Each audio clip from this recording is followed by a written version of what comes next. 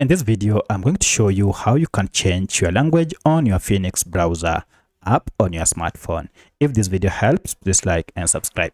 To change language, open first your Phoenix browser. So I'll tap on mine here, open it, and then head over to your profile icon bottom here and go to settings. From this, you should see language. If you tap on it, you can see your current language. For my case, it is set to device language. However, if yours is any of these or you can't understand it, then you should see the language that you are familiar with down here.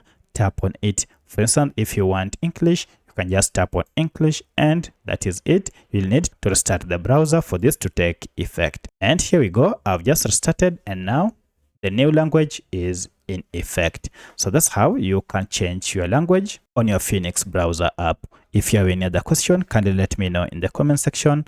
Otherwise, thanks for watching and let's meet in the next video.